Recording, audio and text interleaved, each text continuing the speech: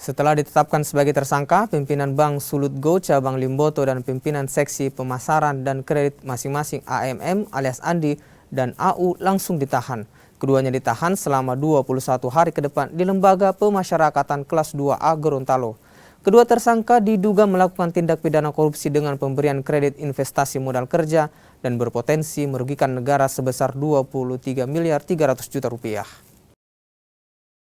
Yang bukan tupoksinya, yaitu antara lain melakukan taksasi terhadap jaminan, ya. Terus yang kedua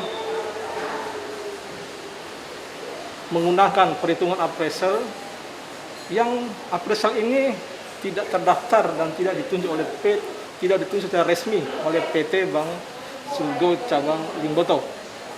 Kemudian yang ketiga adalah jaminan atau maksud kami adalah hasil dari taksasi ini kemudian diserahkan langsung oleh tersangka AMM kepada debitur untuk kemudian